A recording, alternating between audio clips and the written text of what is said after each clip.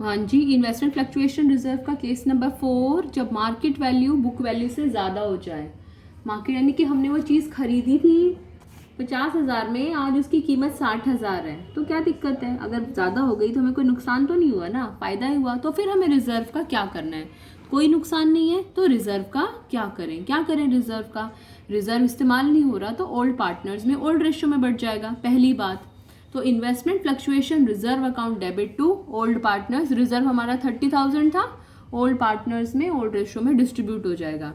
फिर कीमत बढ़ गई है, एसेट की कीमत जो है वो बढ़ गई है, 50 से 60 हो गया है। जब नुकसान झेलना था, दुख में हमने भगवान को सुमिरा था, बुलाया था, तो हमें सुख में भी भगवान को बुलाना चाहिए। तो अगर दुख में रिवैल्यूएशन अकाउंट हमारे काम आया था, तो सुख में भी रिवैल्यूएशन अकाउंट को ही हमें याद करना पड़ेगा। तो हमें फ़ायदा हुआ, इन्वेस्टमेंट की कीमत बढ़ गई। हमने पढ़ा था एसेट AELCR में, एसेट अगर बढ़े तो हमें उसको डेबिट करना होता है। हमने पढ़ा था ना, एसेट और एक्सपेंस को हमेशा डेबिट करते हैं जब वो बढ़ते हैं। तो इन्वेस्टमेंट की कीमत बढ़ गई है, इसलिए इन्वेस्टमेंट को करा डेबिट। कितने से बढ़ गई है? 10,000 से, इसलिए इन्वेस्टमेंट अकाउंट डेबिट। और ये सारा प्रॉफिट कहाँ चला जाएगा? रिवैल्यूएशन अकाउंट में। प्रॉफिट हमेशा रिवैल्यूएशन अकाउंट के क्रेडिट साइड में, रिवैल्यूएशन नॉमिनल अकाउंट होता है। नुकसान होता है तो रिवैल्यूएशन को डेबिट करते हैं, फायदा होता है तो रिवैल्यूएशन को क्रेडिट करते हैं। तो रिवैल्यूएशन अकाउंट को क्रेडिट करा, इसका मतलब रिवैल्यूएशन अकाउंट के क्रेडिट साइड में जाएगा। इस तरीके से भी इस चीज़ को रिलेट करने की कोशिश करें। अब यहाँ पर अगर क्रेडिट हुआ है तो अगली एंट्री में रिवैल्यूएशन अकाउंट डेबिट हो जाएगा। क्या बनेगी अगली entry? Revaluation account debit to, क्या आना चाहिए? To old partners capital account. और कौन सी रेशियो में? ओल्ड रेशियो में। और कौन सा अमाउंट? ये 10,000 का बेनिफिट। तो दीज आर दी 4 केसेस। अब क्वेश्चन करते हैं। वीडियो को पॉज करके चारों केसेस नोट कर लीजिए पहले। उसके बाद में पेज नंबर 5.49 पर इलस्ट्रेशन नंबर 46 निकालिए, treatment of investment fluctuation reserve. हम इसको ओरली डिस्कस करेंगे, इसको सॉल्व करके आप मुझे भेजेंगे। Oral discussion. 3 पार्टनर्स हैं, A, B और C। D नया पार्टनर आया है। इन्वेस्टमेंट फ्लक्चुएशन रिजर्व कितना दे रखा है? जल्दी से कॉपी में लिखिए। 18,000 दे रखा है इन्वेस्टमेंट फ्लक्चुएशन रिजर्व। और इन्वेस्टमेंट की बुक वैल्यू और मार्केट वैल्यू देखेंगे। बुक वैल्यू का मतलब होता है जो किताबों में बैलेंस शीट में जितना लिखा हुआ है, कोई भी केस होगा बैलेंस शीट की कीमत में चेंज नहीं आएगा। तो बुक वैल्यू 2 लाख है, 2 lakhs है। और केस नंबर 1 है कि कोई इन्फॉर्मेशन नहीं है, कोई इन्फॉर्मेशन नहीं है तो बुक वैल्यू भी 2 लाख है और मार्केट वैल्यू भी 2 लाख है, कोई चेंज नहीं है। तो इन्वेस्टमेंट फ्लक्चुएशन रिजर्व को क्या करोगे? डिस्ट्रीब्यूट कर दोगे। Investment fluctuation reserve account debit to old partners. कौन कौन है old partners? A, B and C। 4:3:2 में बढ़ जाएगा। बांटिएगा, ये एंट्री करके मेरे को भेजिएगा। Case number 2। केस नंबर 2 क्या कहता है? इन्वेस्टमेंट फ्लक्चुएशन रिजर्व कोई भी केस होगा हमारा 18,000 ही रहेगा। बुक वैल्यू हमेशा हमारी 2 लाख ही रहेगी। लेकिन केस नंबर 2 में मार्केट वैल्यू हमारी कितनी हो गई है?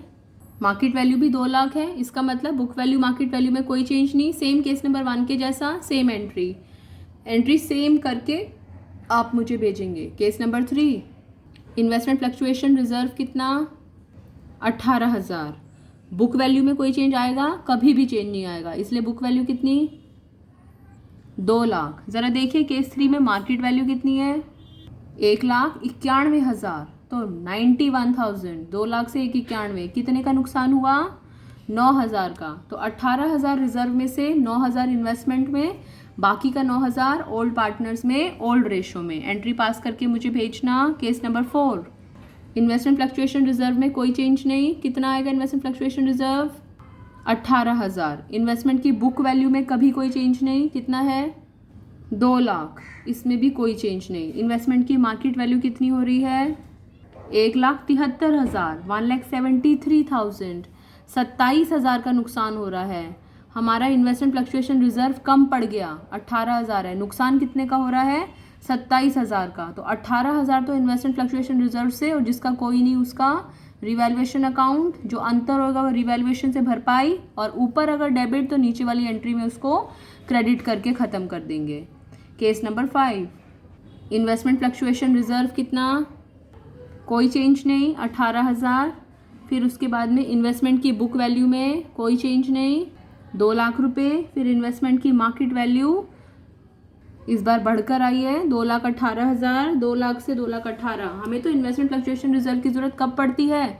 जब इन्वेस्टमेंट की कीमत में कोई गिरावट आती है। यहाँ तो उल्टा इन्वेस्टमेंट की कीमत बढ़ रही है, तो अच्छी बात है। इन्वेस्टमेंट पहले तो इन्वेस्टमेंट फ्लक्चुएशन रिजर्व को ओल्ड पार्टनर्स में ओल्ड रेशो में बांट दो, और फिर ये जो बेनिफिट है, ये जो फ़ायदा है, इन्वेस्टमेंट की कीमत बढ़ रही है, एसेट बढ़े तो एसेट को डेबिट करोगे अगली एंट्री में, इन्वेस्टमेंट को डेबिट किया और उसको किसको क्रेडिट करेंगे? रीवैल्यूएशन को, और फिर रीवैल्यूएशन वाले अमाउंट को ओल्ड पार्टनर्स में ओल्ड रेशियो में डिस्ट्रीब्यूट करेंगे। तो इसमें 3 एंट्रीज हमारी होती हैं।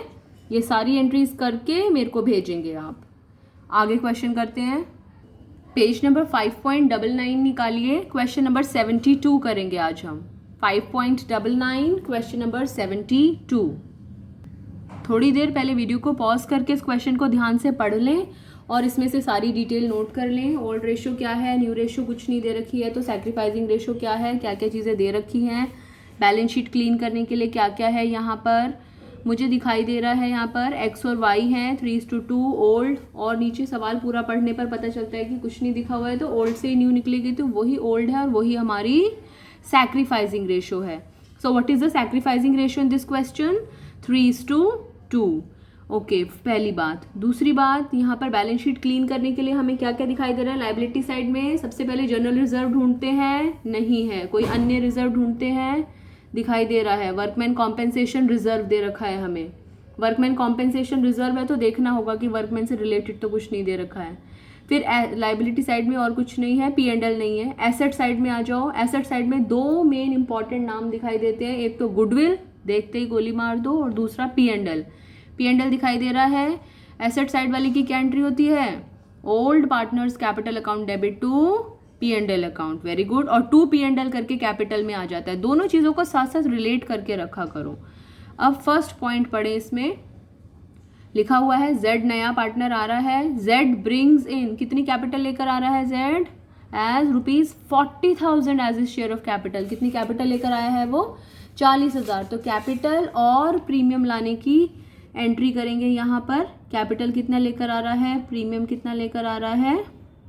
यहाँ पर लिखा हुआ है Z brings in 40,000 as his share of capital but he is unable to bring any amount of goodwill।